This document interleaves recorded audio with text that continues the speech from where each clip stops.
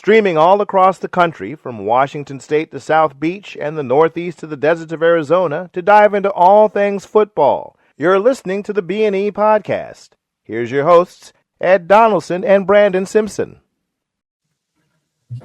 NFL regular season is officially over. Wild card weekend starts this weekend. I can't wait for that. But first, welcome to another episode of Breaking the In-Ring Podcast. Brandon, how we doing today, man? Doing all right. A little bittersweet, man. You know, I didn't want to make the playoffs, so I'm kind of happy about that. True. A little bittersweet that our coach just came down that he got let go, but we'll definitely going to talk about that more in a moment for sure. How about yourself? I've been since like week 10. I've been like the hell with everything as far as the football season and stuff like that. My team, so I'm all right. I am kind of 50-50 on how we won this week, but we'll definitely get into it. True. Got a lot of news to unpack, everyone. Let's get to this opening drive. The Raiders, they've clinched the number one overall pick in the 2026 NFL draft. Jets, Cardinals, Titans, Giants, Browns, Commanders, Saints, Chiefs, and Bengals, they round out the top 10.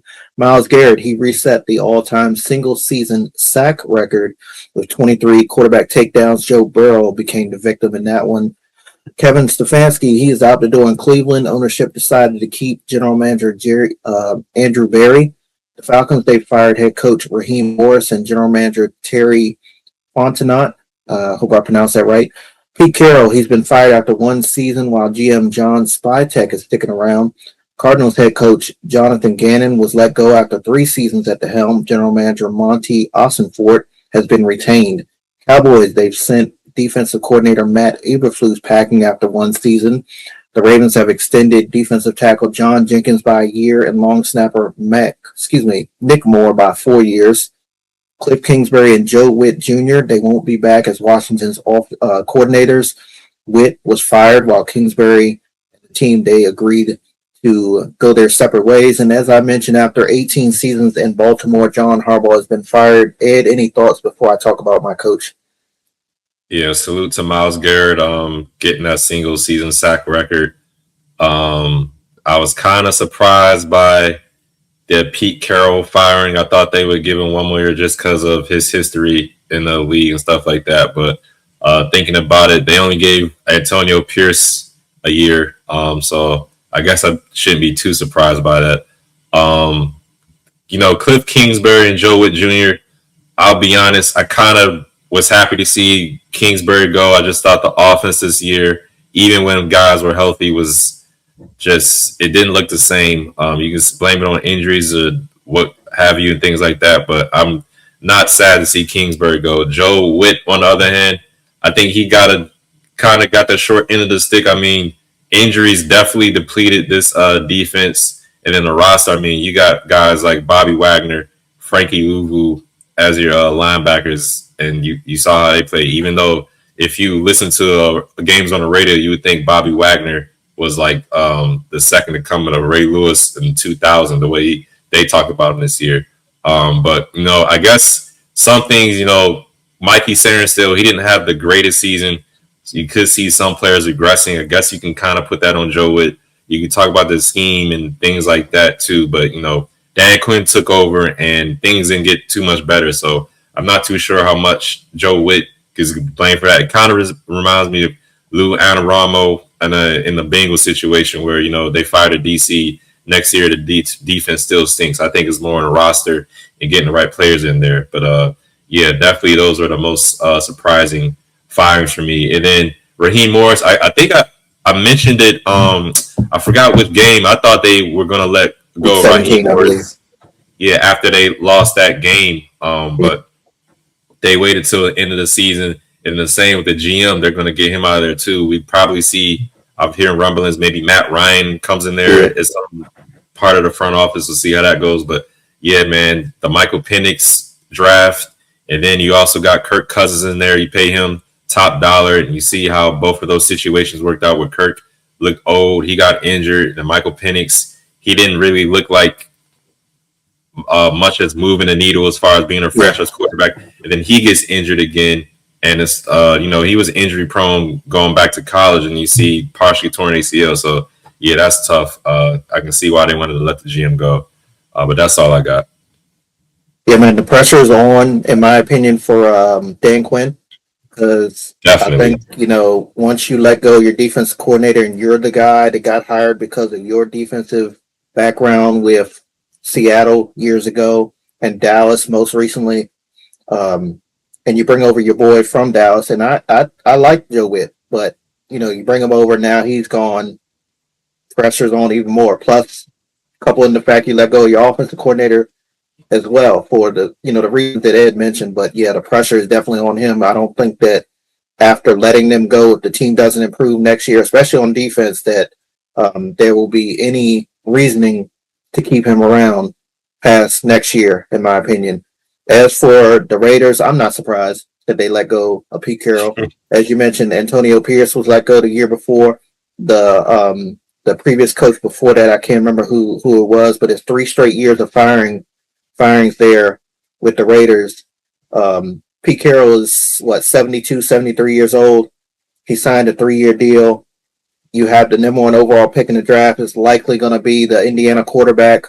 If that's the way that it's going to, seem like right now, that guy is like God's gift to the universe in a sense. So they're probably going to want to start with a brand new coach to, probably be an offensive coach to bring him in and then try to get a good defense coordinator to go along with it as well. To my Ravens, man, thank you, John Harbaugh, for a great 18 years. I can't deny, I came on here one time and I said, I think it was time for us to move on from him. I think I may have said it twice, the second time a couple weeks ago, but I never officially was, coming for his job like several other Ravens fans. Probably hundreds, thousands of Ravens fans have been, especially this season, the last couple. It was sometimes where it was bad. The most fourth quarter losses with a 7-point lead or more over the last, I think it was since like 2012, maybe somewhere in that range. He's had 12 of them. The next closest was Indianapolis, Chicago, and Arizona. Speaking of those teams, those are teams with revolving doors at the head coaching position. New York, both franchises, the Raiders, the Dolphins, sorry, Ed, your Commanders, the Falcons as well. We don't want to be like one of those teams, so I hope that we get it right. But back to John Harbaugh, man, 180 and 113 win-loss total there. 14th all-time winningest head coach in NFL history. 4th among active head coaches in wins. Won a Super Bowl, of course. I think that was his brother he beat with the 49ers, Jim Harbaugh. He was, I think, undefeated against his brother. Just a side note, he created the motto, play like a Raven, there in Baltimore. Got us through the coronavirus pandemic. Multiple players have, unfortunately, tragically passed away, and he led us through those situations there. We lost our offensive line coach heading into the last season, and he led us through that. So you can't deny the fact that he's a great leader, in my opinion. Great head coach. I do honestly think that eventually he will make it to the Hall of Fame just because of that record. I mean, that's 60-some games over 500, multiple playoff appearances. He's the only coach in NFL history to win one playoff game, at least one playoff game in his first 5 seasons, and he has the most playoff road wins by a coach in NFL history with 8. So again, him, Mike Tomlin, even Bill Belichick when he was still around. Now you look at Andy Reid. Those guys, I think they deserve to go out on their own. I know New England kind of fired Bill Belichick. Of course, we fired John Harbaugh. I think that Mike Tomlin has earned the right to let his contract expire or explore other options when it comes to them wanting to part ways. And I think Andy Reid deserves the right to retire because I don't see him coaching beyond that just because those guys have served so long. But we are truly blessed to have him. I feel at least that to have that for 18 years, that stability, as I mentioned, at quarterback, head coach, and general manager, to have that for 18 years. The last, since 2018 with Lamar, you had quarterback and coach stability. and then general manager pretty much around the same time Eric DaCosta came in as general manager. I do hope that, I don't think it's going to happen. I hope that Ozzie Newsome sticks around during this hiring process, because this will be Eric DaCosta's first coaching hire.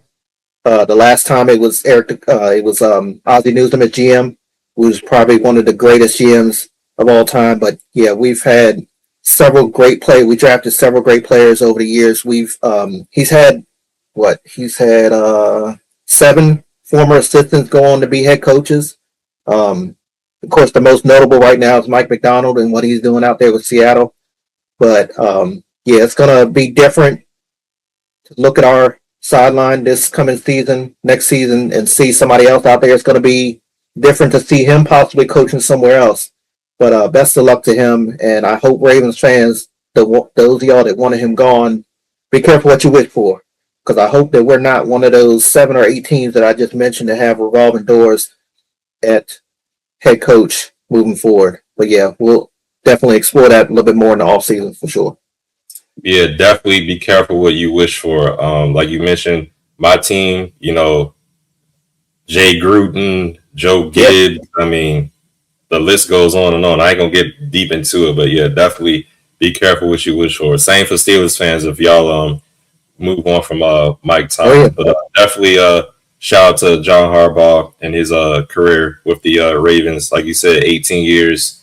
I mean, we were just getting out of high school, I think, when he first came on, man. And here we are now at the end of his run. Definitely a huge shift in NFL with that move. Yep, for sure. Let's get to these Week 18 games, though, everyone. The last week of the season was very eventful. Ed, though, he wanted his Commanders to leave Philly with a loss, but it was the other way around on Sunday. Yeah, man, I did want my Commanders to lose just for draft position. I know some fans don't want to hear that. They want us to go out with a win, but at this point, it really doesn't matter. But let me, I talk about Bobby Wagner. Let me shout him out. He did become one of the latest linebackers. It's only 3 of these guys have 2,000 career tackles. He joined London Fletcher and your boy Ray Lewis as the only guys to have 2,000 career tackles for their career. So salute to Bobby Wagner for that. I definitely think he's a Hall of Famer. Probably first ballot too. He's got the Super Bowl wins. Has a few All Pros. A lot of Pro Bowl appearances as well. So I'll definitely be seeing his name in the Hall of Fame. Now that I got that out the way, let's get to this game a little bit. The Commanders, I think this is a game that the Eagles lost more than the Commanders won. I mean, first half, the backup quarterback, Tanner McKee, kind of looked like shades of Nick Foles, maybe a little bit of Kevin Kolb, somebody back like that, if Eagles fans remember him back in the day. Was making some good throws, making the Commanders' defense look silly, which isn't saying much. But, they were doing their thing out there. Tank Bigsby, he had a few good plays out there, cutting them back on his foot and then running some more to get some more yards after the catch. And then, Josh Johnson, I think he earned himself another year with the Commanders, honestly, as a backup quarterback. I'd love to see him back for another year. I don't know if it'll be more of a mentor role or whatever, have you say, but I definitely think he played good enough to be the backup to the backup third-string quarterback. I definitely wouldn't mind seeing him back out there. But the reason I say that the Eagles lost this game, it just had bad decision-making on the field. The one play where Josh Johnson ran into the end zone for a touchdown. I don't know what the Eagles defender was thinking, if he was thinking at all. Mingo, I think it's Ringo is his name. He, for some reason, decides to go after not the quarterback that's running towards the end zone, but he looks for the receiver or somebody in the end zone, runs toward them, basically giving Josh Johnson a wide open lane to score the touchdown. I was just like, and he was getting like the announcers and everybody was like, what the hell is he doing? Why would he do that? Yeah, I couldn't tell you either. And then I talk about the first half, Tanner McKee, looking like shades of Nick Foles. The second half, the game gets tight. His stomach gets tight, and he couldn't hit water if he fell out of a damn boat. I mean, 4th and 3, the last drive of the game, I think it was he overthrew the tight end, Granson, I think it was. He overthrew him. He tried to jump up, one-hand catch it, but it just wasn't going. He had another throw that was bad, too. I think it might have been the Dotson I'm just like, bro, what are you doing? I'm rooting for the Eagles at this point. Like, come on, man, tie the game up. Or I think they was gonna go. I feel like they would have went for 2 again, but I'm like, come on, Eagles, don't blow it. Fly, Eagles, fly. Cry, Eagles, cry. That's what the clowns did, man. I'm like, come on, man. But no, we finished the season 5-12. You know, everybody jumping up and down like it's damn, like we did something. I was like, man, y'all, this is, perfect way to end the season for me. You let me down once again by winning. So congrats to the Commanders. You finished 5-12.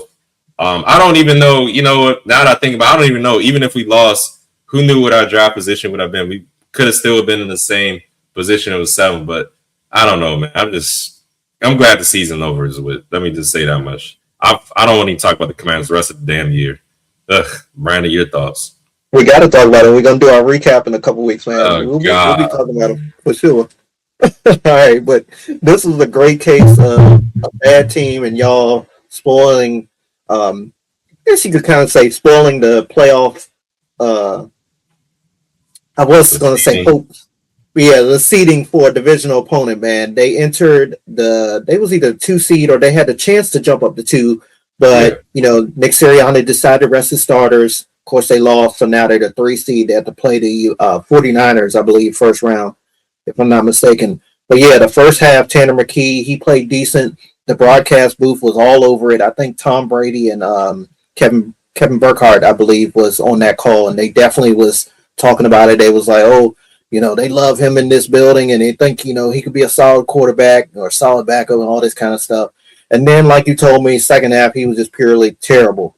But who didn't have a bad game at the end? As you mentioned, Josh Johnson had a rushing touchdown, and then on a bootleg play, and he also hit John Bates through the air for a touchdown as well. So, yeah, long story short, they would have been Philly would have been that 2 seed if they won and Chicago lost. Chicago took a L thanks to Detroit. But they still got that number 2 seed by default because of that Philly loss. So, yeah, we'll see how things shake out in the playoffs, though. Y'all made it a good game, though. I got to give it to y'all for that. Yeah, whatever. It's crazy, though. I think I would rather want to play, if I'm the Eagles, I'd rather want to play the Panthers and the Niners. We're going to talk about that next on Friday, though. Yeah. All right, everybody. This episode is brought to you by Premium, a CBD health and wellness company. Check out their line of CBD-infused products, which are a perfect after-workout refuel for athletes, a pain reliever for weekend warriors, and even a natural sports drink for us armchair quarterbacks. Their featured product is CBD-infused honey, which is a personal favorite of mine, as well as tinctures and mint and natural flavors. They are veteran, woman, and minority-owned, so come get some of this sweet hemp-tation and taste the premium difference. Use code B and E for 15% off your order. Their website is premium.com. And now let's get back to our show. 2 teams at the bottom of the NFC South still had a major impact on who claimed the division title. Atlanta beat New Orleans by 2 down there in the dirty South, man. Atlanta, they seem to always win their home games by 3 points or less. It's just notorious with them. I don't know what it is, man. But yeah, this game was low scoring, but the big plays were cinema. First quarter, Kirk Cousins to Drake London wide open in the end zone. Second quarter, Tyler Shook, naked bootleg, got open, got in the end zone just on that far right corner there. Fourth quarter, D. Alford, he picked off Taylor Shook as New Orleans, they were driving for a potential go-ahead touchdown. And then just inside a minute of regulation, Shook to Ronnie Bell for a last-minute touchdown. They tried to get that 2-point conversion, but I think it was your boy Kyle Pitts that got his hand on it. He was going out of bounds, but the possession went to Atlanta, of course, and they were able to steal. Onside kicking me. Yeah, for the onside kick, my bad. Yeah. Yeah. So they were able to seal that victory at that point. So Carolina, of course, they needed Atlanta to win so they could win the division. Tampa Bay needed New Orleans to win so they could win the division. Obviously, Carolina got their wish. Couple things about both teams, man. Atlanta, they need to figure things out because I think they're wasting the prime of Bijan Robinson. He had nearly 2,300 scrimmage yards this season. Of course, Morrison, the GM, let go. So we'll see what 2026 brings. I do like Drake London as well. Kyle Pitts showed flashes, probably better this year than he has in years past since he's, been drafted. And will, what's the future hold for Michael Penix? Because as you mentioned, he wasn't exactly lighting it up since he's been in the league, and the injuries hit him this year as well. You still got to deal with that Kirk Cousins contract as well. So that'll be interesting to watch in their process.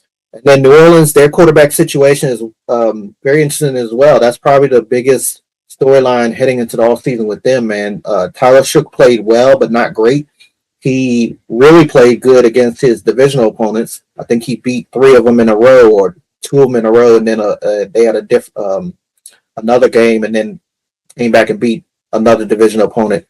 But I feel like unless they can get their hands on someone like a Tua Tagovailoa, Kyler Murray, perhaps through a trade, don't know who else, veteran quarterbacks could possibly be cut. I think the job will be his moving forward in the next year. But, again, a good team, good game for these 2 teams that were not in the playoff race there in Week 18. Ed, your thoughts? Yeah, I want to piggyback on what you said about Bijan Robinson, how his prime is getting away. I definitely agree with that. I think they're wasting Drake London and Kyle Pitt's prime. When Kyle Pitt had Matt Ryan, Kyle Pitt's rookie year, he had 1,000 yards receiving. Then, the Matt Ryan retires, and, they deal with the Desmond Ritters of the world, and Lord have mercy, you know how that went out. They bring in Michael Penix, Kirk Cousins.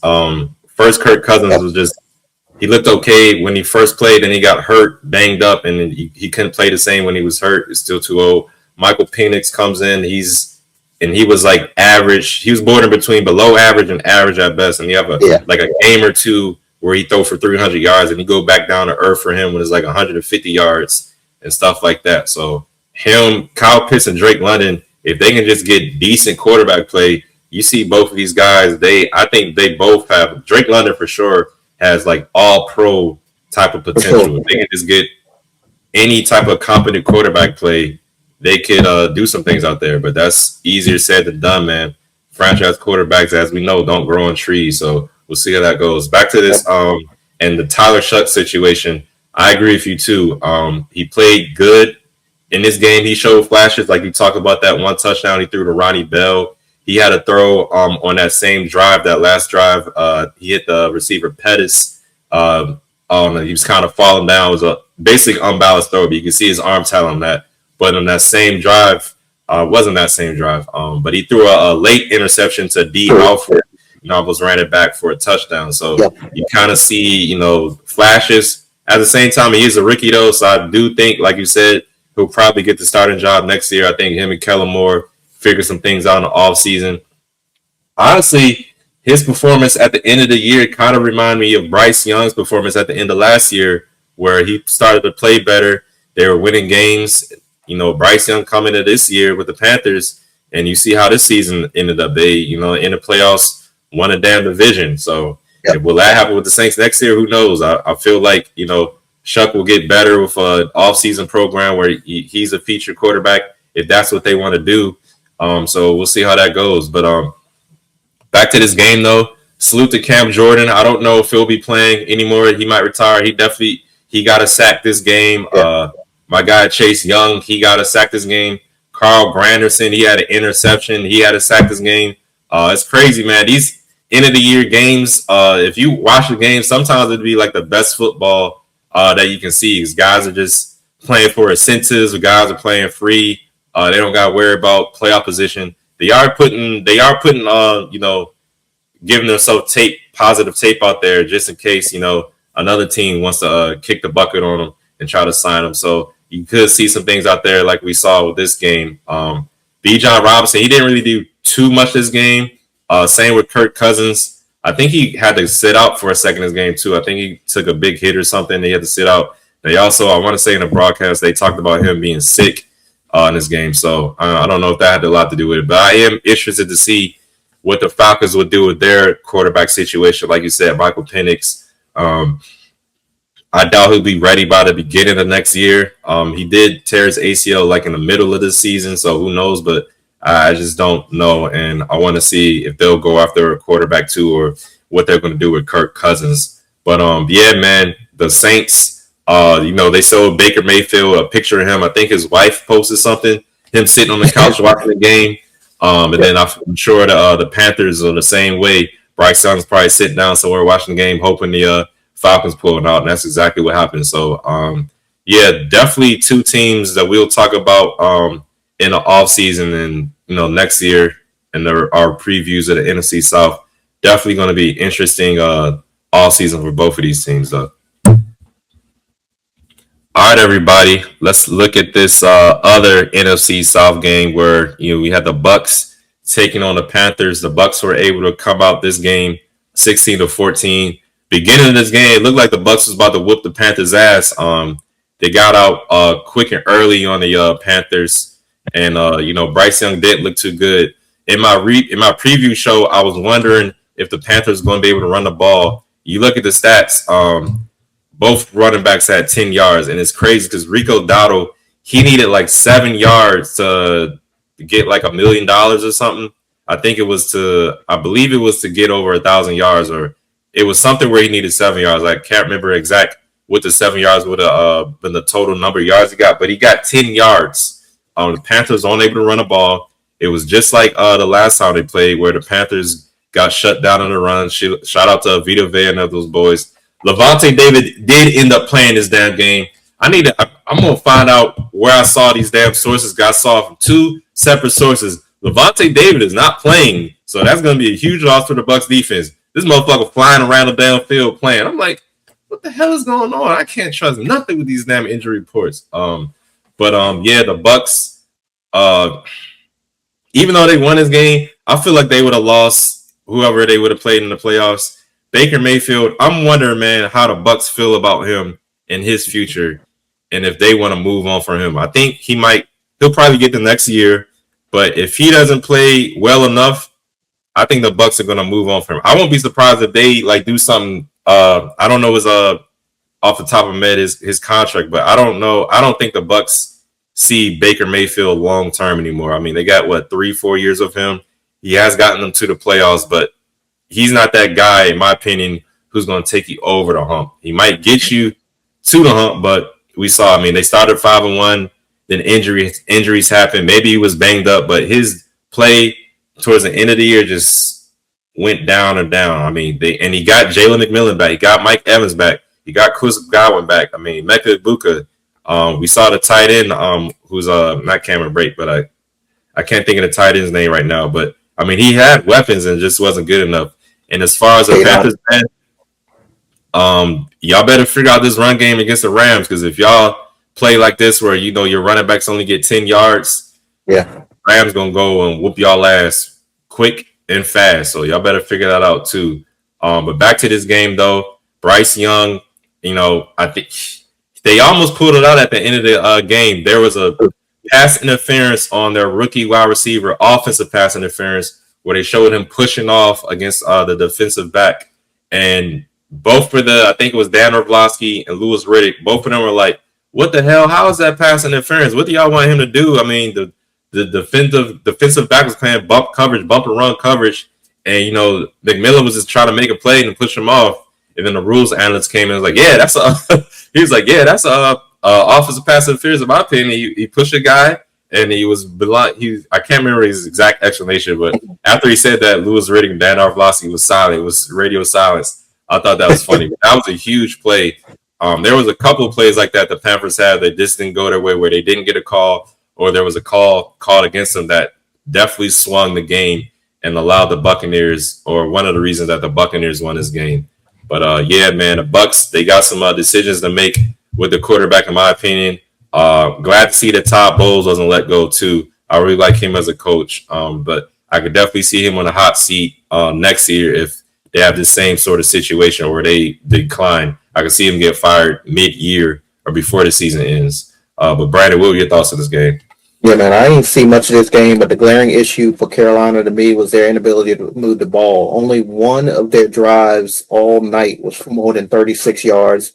That was the final touchdown drive to Jalen Cooker. So not only could you not move the ball, but you were also putting your defense right back out on the field most of the time within minutes. You couple that with the fact that Tampa Bay's defense completely shut down their run game, Carolina's run game, their biggest strength, as you mentioned, 19 yards altogether, 10 yards apiece for Hubbard and Rico Dowdle. That's not a recipe to success for winning, especially someone like Carolina, the way they try to win games. But despite the end result, as you mentioned, Tampa Bay, they're lucky to have won this game. Carolina still had a few shots later in the game to still win. I think you mentioned they got that onside kick. Can't remember if they got it back or not, but they definitely had the opportunity there at the end for sure. But yeah, this got to be demoralizing for Tampa Bay. You win the final game, but you still didn't get enough, didn't do enough to get into playoffs. So that's never good there. But as for Carolina, yeah, good luck next week against the Rams. I think they'll definitely need it as the Rams are looking for revenge, coming in their house again where they lost, I believe just a couple weeks ago. I believe it was like week 14, somewhere in that range, where the Panthers beat them there in Carolina. So that'll be something to look forward to as well on Wild Card Weekend. Yeah, definitely. All right, Brandon, this wasn't a game that you did not like the time slot for, but we got to get into it, man. Your Ravens lost heartbreaker against the Steelers, 26-24, excuse me. Your thoughts? First off, man, hats off to the Steelers. Another winning season under Mike Tomlin. That's every season that he's been there, 19 years. And they won the AFC South, I believe, the first time since 2020, if I'm not mistaken, was the last time they won the division. But for us, man, 9 losses in 2025, and I feel like this is another one that we kind of gave away. Pittsburgh, they trailed by 10 early. Henry was running the ball down their throats. We had a great goal line stop right before halftime. They thought Gainwell was going to run it in. Gilman and Van Noy stuffed it. I remember that was the most fired up I've been for a Ravens play in years. Just that single stop there. I believe it was on, I can't remember if it was on first and goal or fourth and goal, but I know it was on the final play of regulation there in right before halftime. It was a great stop there. Stuffed them behind the line of scrimmage, man. Then came the second half. Pittsburgh went 12 plays, 67 yards. Connor Hayward had that they called a tush push type play. Ran in, yep, exactly. Ran in his brother Cam Hayward, and I was like, "What kind of formation is this?" So then, Chris Collins or Mr. Know It All and Mike Tirico, they was like, "Well, they have a lot of packages like this, and they run all different type of variances."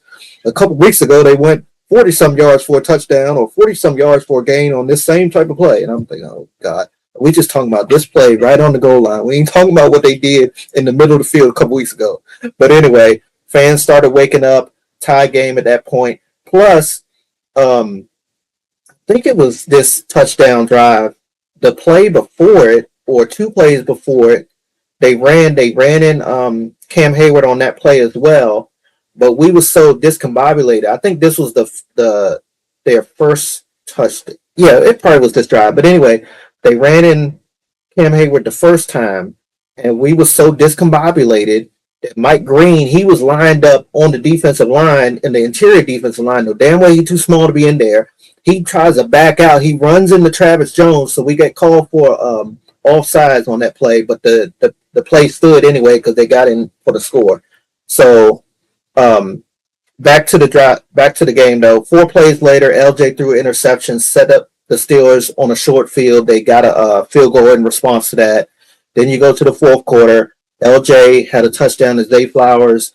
That was the thing of beauty, that pass right there, man. He brushed off 2 Steelers defenders, sailed one up for Zay. Zay ran it in for 6. They came right back though, scored another long drive touchdown. We responded with a 64-yard touchdown to Zay. Again, the fourth quarter was pretty much back-to-back. This was a very good fourth quarter, very good game there at the end. But then came the backbreaker, man. They got the ball back at the 35-yard line. They hit a few plays to Calvin Austin, Gainwell, and Adam Thielen, the veteran. They're right back in scoring position. They had also burned all their timeouts at that point because it appeared like they was having audio issues. Like Aaron Rodgers was yelling at the sideline. He's like, I can't hear, or something like that. They burned, I believe, 2 timeouts. It wasn't 2 timeouts in a row, but I think it was a timeout. They ran a play, and then they had to take a timeout again because he couldn't get the play in or something like that. Next thing you know, 3rd and 10 from our 26. He hit Calvin Austin behind Awuzie, who slipped on the turf there, on the grass, actually, at that natural field down there, which I told y'all about that field before, And as I've seen the replay even more, he legit slipped because of the ground, in my opinion. I know it was a good route by Calvin Austin, but that's been an issue there for years, their field, and I just don't understand why it's not more discussed altogether. But anyway, they got ahead on that touchdown. Lamar, he put the team on his back on that final drive. We had plenty of time with five timeouts, 55 seconds, 3 timeouts. Likely had a huge grab up in the air. He went upstairs, man, right in front of Jalen Ramsey. I kind of thought Jalen Ramsey was going to pick it off. I was like, oh no. But as you mentioned early in that drive, we had Lamar overthrowing D-Hop on the sideline. He probably could have got a good 10 yards out of that, which we eventually got downfield, but it's the little plays that matter. LJ got ran out to the right, pressure in his face. He had to throw that ball away. Before that, he threw the ball away on the same side that he missed D-Hop on as well. I think Ronnie Stanley got called for an illegal procedure or something like that. He lined up too far off the center or some shit like that. I'm like, oh, God, here we go. But line up for the field goal, wide right. I always say strange things happen in Kansas City. But for us, bad things happen for us in Pittsburgh on night games. I don't know what it is about playing up there, but we damn near lose just about every game going up there. But in the end, I did want us to lose because I don't think that we deserve to go to the playoffs the way we had played all season long.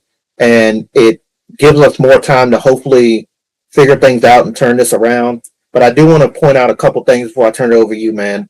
Tyler Loop, to the Ravens fans that's saying that he needs to go, one of my college buddies, I talk to you about him all the time. His name is Kevin. He said we need to bring in a kicker next spring or during training camp to kind of put pressure on him, have a kicking battle. And I'm like, okay, do you not realize that Tyler Loop was 30 or 33 before that kick? He missed that one. Yes, it was 30, 40 yards out. This is what he gets paid to do. I understand that. But he had, I think, a 91% field goal percentage heading into that kick. And yes, he missed it. Yes, that was part of the reason why we didn't make it to the playoffs. But I always say when it has a situation like that, it should not come down to the kicker for that final play. We had the morale after the first quarter. The third quarter, we barely had the ball. They didn't use Derrick Henry in the second half. Lamar had an interception at one point. You talk about the Ronnie Stanley illegal procedure penalty on that drive as well. Isaiah Likely, and I know he made a hell of a catch, but he was like 1 or 2 steps away from breaking it into the end zone for a touchdown anyway. And then they would have got the ball back with no timeouts and probably like 20 seconds or less. So we probably would have won at that point. Little stuff like that added up. I don't blame this loss on Tyler Loop at all. But there's a lot of Ravens fans that are like, oh, well, Justin Tucker hit one against Denver his first season in the divisional round of the playoffs. Okay, yeah, congratulations. But it is what it is. You can't sit back and say that was the entire reason why we lost this game. Another point, defense should have played better in the second half, man. Aaron Rodgers had his way, especially the entire second half. But that opening drive out of halftime, they went straight down the field on us. Marlon Humphrey was getting beat. Nate Wiggins got beat once or twice. Of course, Kyle Hamilton got injured, and that changed the whole complexion of the defense at that point. Gilman went out that same play. He did return a few plays later, but when you take out legit the best player on defense, and probably you could argue the best player we have on the team altogether, the entire season as a whole, maybe Derrick Henry right up there with him, it's a difference. It's a difference altogether. Offense could have played better in the second quarter, man. A field goal, a punt, and a punt. So we let that 10-point lead, that 10-0 lead start to deteriorate. It was 10-3 at half. The defense got to stop right before halftime, but the offense did absolutely nothing there in the second quarter. And then I made this note before the firing, but Todd Monken and Zach Orr, I think it's time. I hope they don't retain Todd Monken. I know you mentioned the fact that one of your friends is a Ravens fan, or your coworker said that he heard that Todd Monken may possibly get promoted. Hell no. Oh, hell no. It's like I told you. Oh, fuck no. Okay, please don't. I think he did a great job a couple years ago getting this offense to go from a run only threatening type of offense, 8-man boxes, to legit historic numbers through the air and on the ground in 2023 and 2024. But in 2025, the offense was stalemate from like week 6 to probably around week 13 or 14. He don't stick to the script, as I always say. You'll have Derrick Henry come out, have a big rush. Like the first play of the game, he went straight down the sideline, barely got pushed out of bounds, 40, 50-yard gain. Okay, we continue to use him in the first quarter and a little bit of the second, and then pretty much the second half, he's non-existent. Barely any touches. He had another game like that a couple weeks ago. And then Zach Orr, he wasn't my first pick when that position came open, when Mike McDonald got that Seattle head coaching position. But I think that both seasons we started slow on defense, but we've made vast improvements throughout the year. I know a lot of Ravens fans on, Facebook, Twitter, whatever, like, oh, he has no reason being a defense coordinator, this and that. But at the point of time when he got hired, they had let Anthony Weaver I believe he got hired like in Miami a day or two before, and then we had another defensive coach that was probably capable of stepping up as well. He got the defense coordinator position with the Titans. So thing is, our defense coordinator is typically pretty good. So I think if Zach Orr was to stick around, he'll continue to make progress. I'm sure that, he's going to continue. He's not going to keep making those same mistakes. We saw less of those safety blitzes, which he was notorious for, him and other defensive coordinators. They were very common early in the year, but he got better. But yeah, all in all, we'll see how this head coaching search goes. My first two picks off the top, when it came down, I want to see Brian Flores or Chris Shula, the Rams defensive coordinator. Brian Flores got, I think, a bad rep down in Miami because the offense wasn't that good. I can't remember, he had two at that time, but if he did, he was just coming in the league, I think. But I think Tua struggled early on. Yeah, so Tua said went viral for saying that Brian Flores said he was trash or something. That's not his exact words, but he said Brian Flores didn't believe in him. Yeah, because I think that his rookie season they was alternating him out later in the games for Ryan Fitzpatrick, if I'm not mistaken. But I think Brian Flores can be a good head coach in this league, and I wouldn't mind seeing him with Baltimore or New York.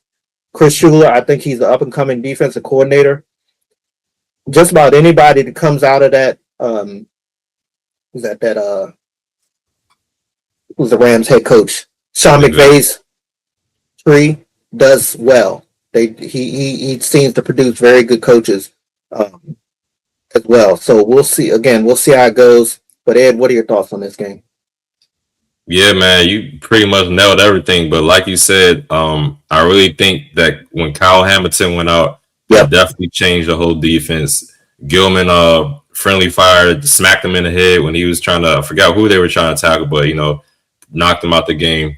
I know Mike Tomlin and Chris Boswell breathed a huge sigh of relief. Chris Boswell probably took one of the biggest hits after the game because he missed that extra point that would have put them up 3 instead of 2.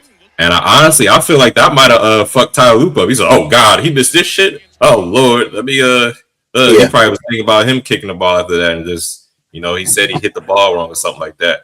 But I got a thing, man. You see Zay Flowers, 4 catches, 138 yards, 2 touchdowns. What do you have one of your 3-4 touchdowns there? Where the hell is this at? Like you said, week 6 to 14.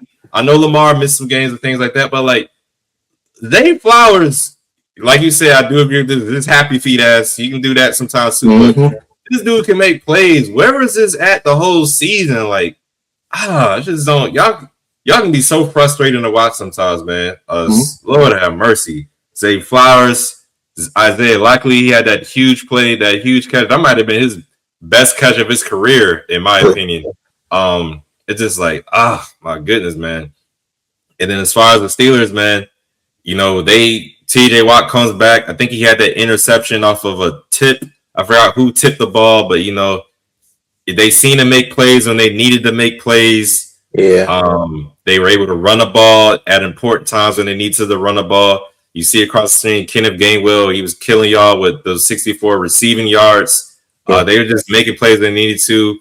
Aaron Rodgers, had some timely throws. That throw to Adam Thielen, I think that was on Marlon Humphrey too. I was like, damn, I didn't know Thielen. I forgot Thielen was on the team, but he had some clutch plays. They just had more clutch plays than y'all. I don't think they didn't have any turnovers, from what I can remember either. So I mean, they just made more plays. That one play that to D Hop where I see what Lamar was thinking. Where if the D Hop did go down the field, he had a lot of wide open space. Could have been a big play, maybe a touchdown. But I'm looking at the throw when he threw it and he was trying to lead D Hop up the field. The ball went out of bounds, and it looked like it would have been a tough catch for D Hop, even if him and Lamar were on the same wavelength, where D Hop would have went up the field. I do think Lamar just throw the ball to D Hop. He's at the first down line. He would have caught it. He probably would have turned up the field anyway, got a few more yards. Just make the play, live to fight another day. But, just tough situation. You had a funny text after the game because you talking about Mike Tomlin and his reaction after the game. I don't know if you want to talk a little bit more about that. But, man, tough loss for y'all. I will say this about Ty Lue. In my opinion, this is a type of a game or play that'll make or break you. You're either going to come out next year and be one of the best kickers in the damn world, or you might forever have the yips. In my opinion, it's even going to go either way. Hopefully for y'all, he comes out and he's like the next Justin Tucker. Y'all had a good kicker before Justin Tucker, too. I can't remember his name. Stover. Yeah, Matt Stover. He, maybe he'll go down in one of those lights. Hopefully he will. But tough loss for you guys. You talked about it before the game, too. Y'all need an edge rusher. Hopefully, y'all can find one in the draft or free agency.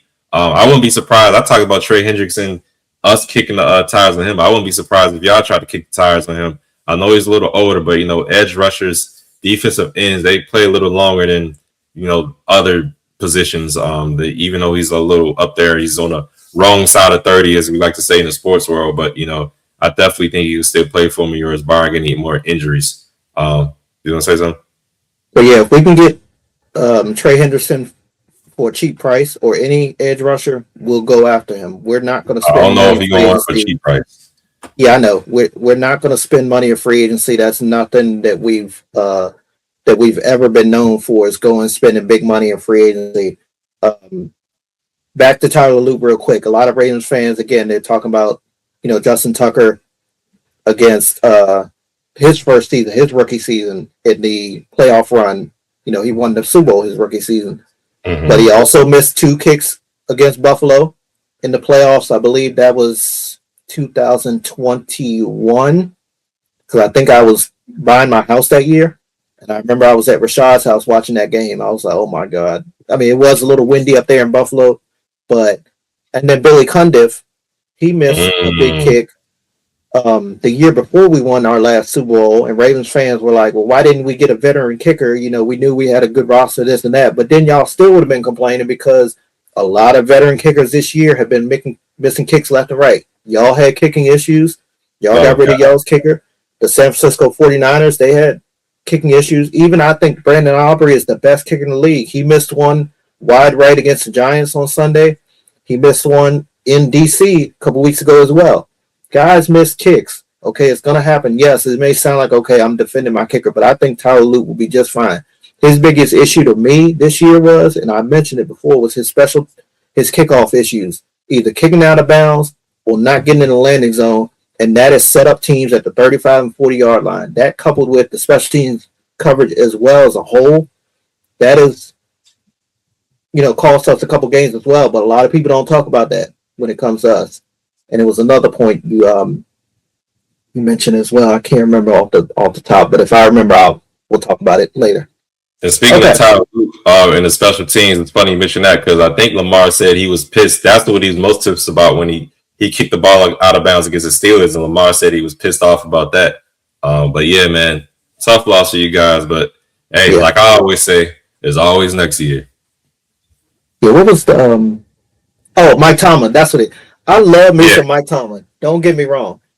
Mike Tomlin was one of my favorite coaches. If he was to get let go in the next couple of weeks, I'd be pushing to get him in Baltimore. Oh, But could you imagine? I cannot stand him the 2 weeks when we play him. It's always something with him. The Thanksgiving game years ago, he called himself. He didn't know that he was standing on the sideline when Jacoby Jones was running up the sideline. Jacoby had to reverse back into the field to play and got caught and got taken down. He knew he was running straight into the end zone because he had that speed like that. Okay, and then with his that can go sit down. Then he doing this. Okay, y'all legit won the game, and don't get me wrong, y'all legit won the game because Tyler Luke missed that kick. That had nothing to do with any type of pressure from your unit, from your special teams unit. The only thing you could say was that holy water that the guy sprayed it in that end zone, supposedly, or sprayed in that end zone before the game. But yeah, Mike Tomlin, I hate him 2 weeks of the season when he has to play us, but everywhere else, I love the man. Great head coach. Pittsburgh Steelers, y'all don't know. Steelers fans, y'all don't know what you got until he's gone, for sure. Trust me. They want him out. If they lose next week. Oh, I know. I know. And it's crazy because if they would have missed that kick, we could be talking about Tomlin being let go by the Steelers instead of John Harbaugh, who could be preparing for whoever they would have played. But yeah, man. Just a couple weeks ago against Buffalo, their fans was chanting "Fire Tomlin." Yeah, I don't forget that, and he don't either. I'm sure he don't. Definitely not. All right, everyone. Let's we're gonna talk about the biggest disappointments of this season. Just gonna give you a few thoughts off the top of our head.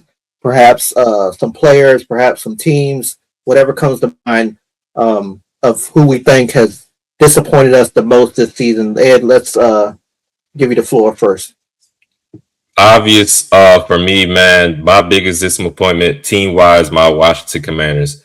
I definitely didn't think we were going to win, 12 games again and get to the conference championship. I think I predicted us we win like 9-10 games, but I definitely didn't see this type of season where, Jaden gets hurt. Now I'm honestly concerned about his playing ability, if he can be able to, get a full season healthy, because he just had the injuries with the hamstring, his freaking elbow dislocated and things like that against Seattle. And then the injuries just as a whole, the defense got decimated. I'm looking back to the Cowboys game where we had all of our starting wide receivers out. We had the Cowboys looking like the 90s defense where they were winning Super Bowls in the early 90s. Shutouts against the Vikings, getting thoroughly embarrassed a few times on national TV. Against the Seahawks is one that I can remember thoroughly, especially with Jaden Daniels dislocating his elbow in that game, and people wondering why he was still in the game when the league was out of hand and, it was like fourth quarter, things like that.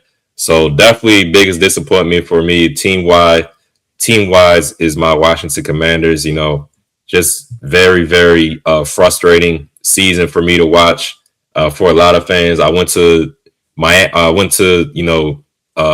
Spain to watch them play the Dolphins. I bought them damn tickets in September, a lot of hope. And then like the next 2 weeks, I think like the next 3 weeks go by, I'm like, damn, I don't even want to go to this game no more. Damn Spain, even though I want to go visit another country and fly out the country for the first time in my life. I was just like, man. Then we go to Spain, we lose Miami. You talk about kicking issues. That's been a huge problem just in our franchise. I knew I was talking my family watching the game. My dad was like, oh, yeah, he's going to make the field goal. We're going to be all right. I was like, Dad, he's a bum. Trust me. He's going to miss it. And lo and behold, that's exactly what that clown did. No offense to you, sir. But, you didn't play good this season for us. And, yeah, just total disappointments. Defense, offense, special teams. I mean, you name it. Coaching. You see, we talked about it. The coordinators getting let go. Coordinators mutually agreeing to part ways and things like that. Our offensive line coach, he was also let go. I mean, you can see certain games, particularly against the Vikings. I want to say the Seahawks too. They would blitz us, and like Jaden couldn't figure it out. The offensive line couldn't figure it out. It was just, oh my goodness, so frustrating to watch. So Washington is definitely my biggest disappointment as a team. Player wise, I got to give it to Kyler Murray. Going into this year, I can't remember if we both had him, but I definitely had the Cardinals as my sleeper team. I thought they would be one of the teams that would come out of the NFC and make some noise this year. At first, it kind of looked at like that way, but then the season goes along. Him and Marvin Harrison just weren't connecting like that. You got Marvin Harrison catching a touchdown and then praying in the end zone, just like I still got it. Like his confidence was way down when Kyler Murray was in there. Then Jacoby Brissett gets in, and the offense starts to take off. Now they still losing games, but the offense looked way better. And then also just a Coloma with that. Just another year for Kyler Murray where he's injured. I think it was the foot this year. He missed a whole season where he blew his knee out a couple of years ago.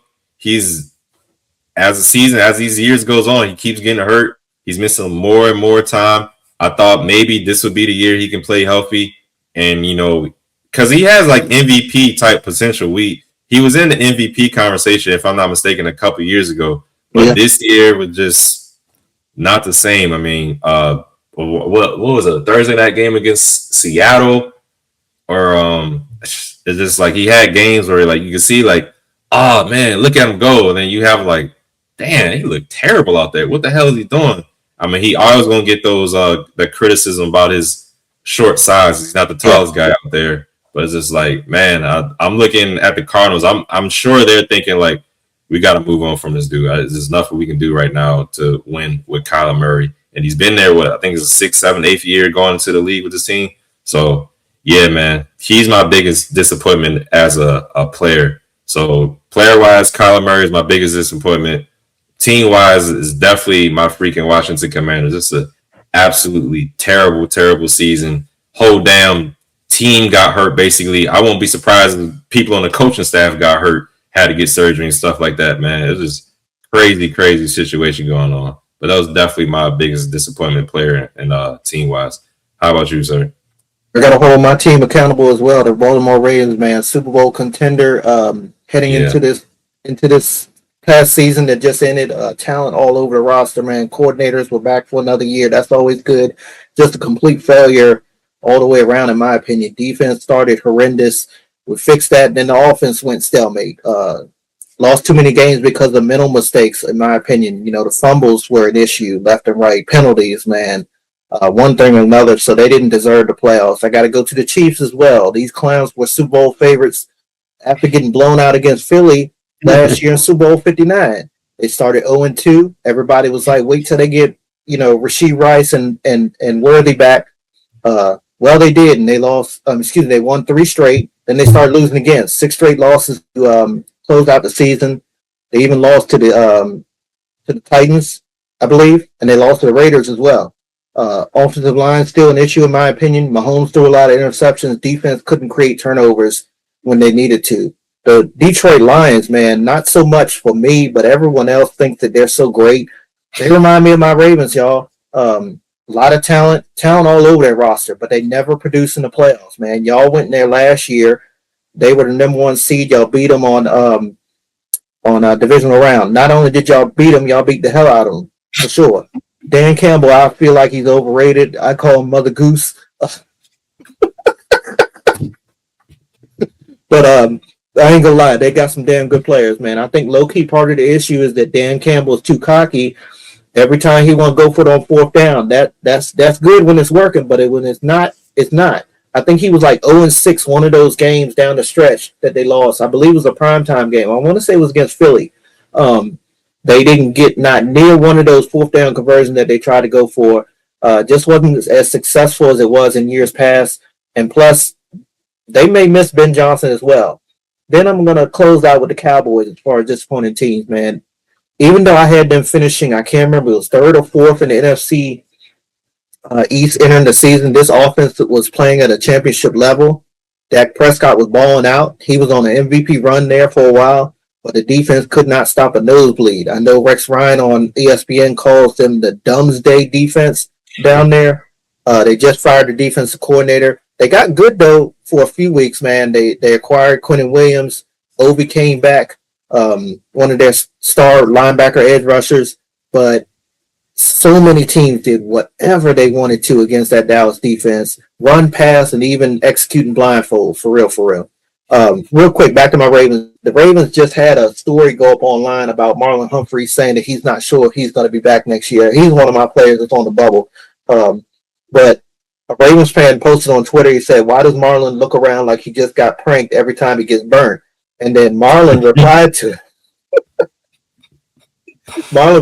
to it. He said, I looked to the ref to see if it's an incomplete or a flag, but yesterday I was in disbelief that Thielen caught a fade on me, side. And you mentioned the Thielen fade. So, yeah, Marlon Humphrey, I think he's probably on my top 5 players of Ravens that we should not bring back. I think they said we'll save a lot more money if he's a post June 1st or July 1st, one of the dates cut. So we'll see how that goes for sure. As for disappointing players, JJ McCarthy, man, y'all know he was my comeback player of the year nominee. I really thought having Kevin O'Connell as his play caller, Jordan Addison out there, TJ Hawkinson, and of course Jettas. Anytime you have an LSU wide receiver, it feels like it elevates the play of these quarterbacks around the NFL. I thought that was enough for him, but I was completely wrong. He started out slow. In that first game, I think it was against the Bears. They did come back and win that one, if I'm not mistaken, but they never really recovered. He never really recovered. Injuries played a factor as well. But number 9, he showed flashes, especially in the back end of the season. He was part of the reason why they won 9 games, but he was also part of the reason why they were at the bottom of the NFC North there. And my guy, Rashad Bateman, 19 receptions, 224 yards, 2 touchdowns. That is not one game stats for him. That was the entire season. He did miss a few games there. But last year, compared to what he was looking like, 756 yards and 9 touchdowns a year ago, I thought him and Zay Flowers were both going to combine for 1,000 yards apiece, and he was absolutely nowhere near it. So yeah, Rashad Bateman and JJ McCarthy are my biggest disappointments as players, and then for coaches, Cowboys, Lions, Chiefs, and my Ravens at the top for sure. Yeah, before we go on, definitely that biggest disappointment game-wise, Lions versus the Vikings. That's very embarrassing for the Lions. The Vikings did whatever they wanted to on. They didn't have a Dan Campbell. We talked about it. Got thoroughly outcoached. The OC got thoroughly outcoached by Flores and the Vikings, and then Kevin O'Connell. The Vikings head coach or whoever the OC is who called that play where Jordan Addison had that wasn't a wide receiver reverse, but he handed it off to a wide receiver and took it off to the end zone. That was bad for the Lions. Yep, I agree. Okay, player awards, week 18, offensive player of the week. Ed, what you got? Man, I don't like talking about this team, but Ramondre Stevenson of the Patriots, he had 2 touchdowns, running the ball, 131 yards on the ground off of like 7 carries. And he also caught a touchdown through the air. So 3 total touchdowns, 131 yards rushing for Ramondre Stevenson. He's my offensive player of the week. How about you, Brandon? How about Alec Pierce of the Indianapolis Colts? 4 receptions, 132 yards, and 2 touchdowns against the Houston Texans. A very good defense. I know they rest damn near every starter on the Houston defense, but a very good game there against that DeMeco Ryans defense. And I got more on Alec Pierce in just a moment. How about your defender of the week? I'm going to give some love to a Texans player, defensive tackle. Hope I say your name right. Tommy Toge. Have 4 total tackles, but at the end of the game, recovered a fumble and ran it into the end zone when, the Colts were trying to do that little Giants type play where, they were throwing the ball around, trying to do something. Tommy Togai picked the ball off the ground and ran it into the end zone. That was a real cool field goal moment for everybody. They were all happy for him to score that touchdown. So he's my defensive player of the week. Best pass rusher in football, Myles Lorenz Garrett. Got that sack record against one of the best quarterbacks in football. Electric, man. I'm biased because we play against him twice a year. There was a NFL on Fox or CBS, somebody put on social media shortly after the game. They broke down how many sacks he had against each quarterback, and he had 5.5 against my quarterback Lamar, and that was the most this season. That y'all see why I have so much respect for Myles Garrett, and that's coming off of he had 5 against Drake May, so that was the next closest. But yeah, hell of a season. I know Michael Strahan was joking about it on NFL Fox on the post game, saying that he did it in 16. But you got to give credit where credit's due, man. Myles Garrett, no matter how many games it took, the dude is a monster out there for sure. Special teams player of the week, Ed. Phil, maybe we'll have the same one, but Jaguars kicker Cam Little, 67-yard field goal, 2 for 2 on field goals, 5 and 5 with extra points. He's my special teamer of the week. How about you? I agree. Nothing else to add. Cam Little. Okay. Bonehead player call of the week, Ed. I gotta I talked about it earlier. The Commanders Eagles game where Josh Johnson scored that touchdown. Kelly Ringo.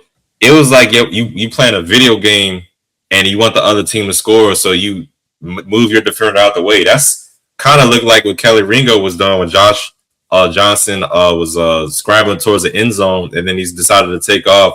Kelly Ringo, for some reason, decided to take his eye off the quarterback and look back in the end zone and look for a receiver to chase after.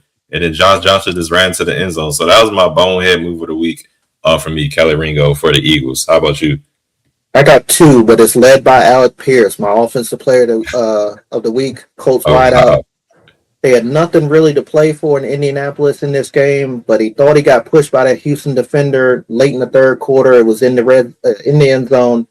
He didn't get his feet in for the touchdown. He approached the ref, kind of bumped the ref, and got called for a personal foul, and he was ejected. Everybody on this earth that knows something about football knows you ain't supposed to touch the refs. I understand we don't like them and stuff, but you can't touch them, okay? And he done got ejected in the final game. But then I also got to give a shout-out to Dallas linebacker Kenneth Murray, man. He had a Singletary out of bounds inside the 2-minute warning, I believe it was just before half. Giants were driving the ball, proceeds to contact him, got called for the personal foul, late hit out of bounds. It led to a Bellinger touchdown, 3rd and long.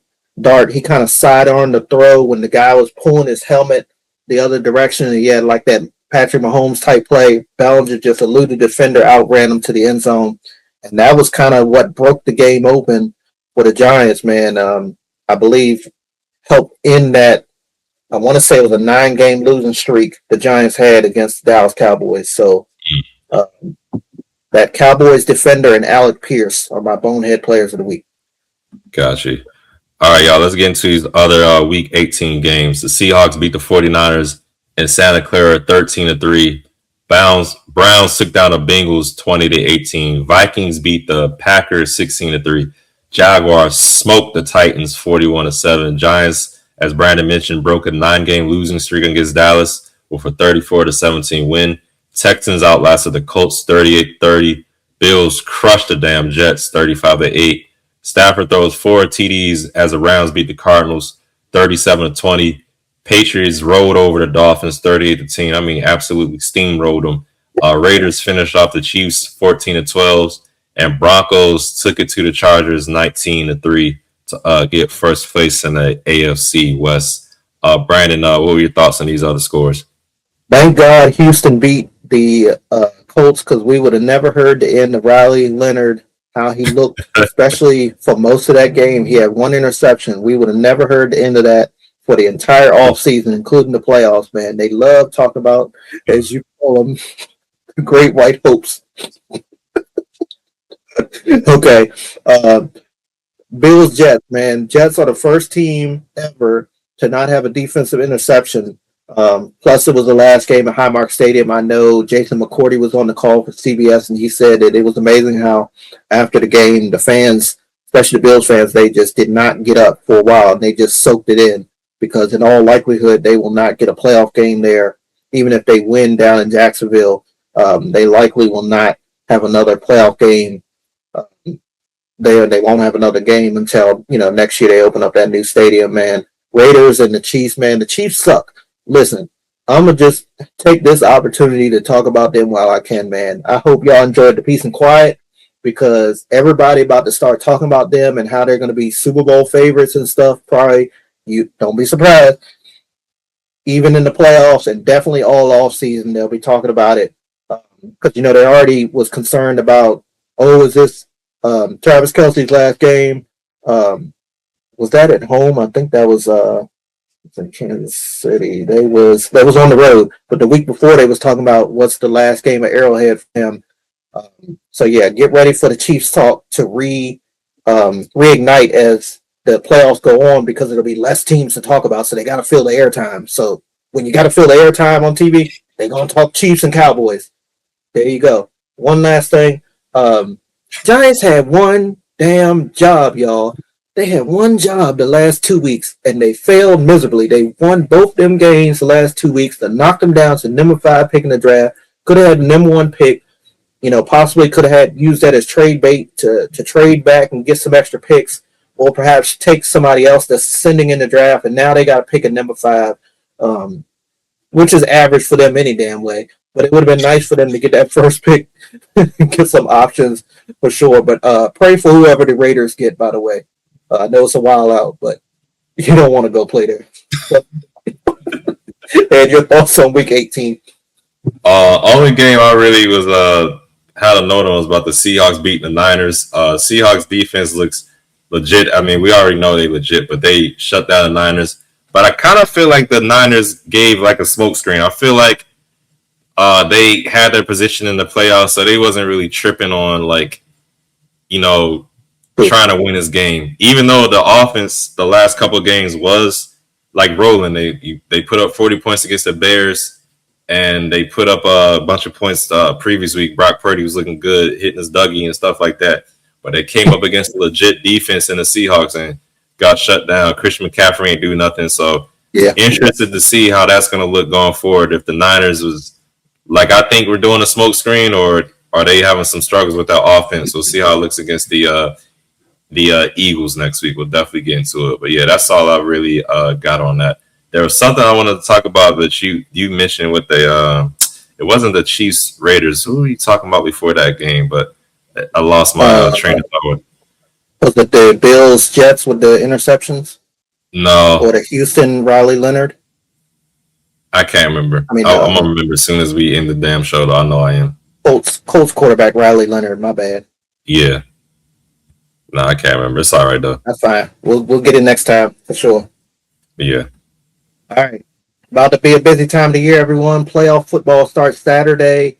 Coaching and front offices are making changes as well. And it's, we've had some firings. We're going to start to see some hirings as well. So that'll be interesting to watch as well. We'll be back Friday to preview all the wild card games. In the meantime, please take a moment to like, comment, and subscribe to our YouTube channel. Just look for the B&E Podcast.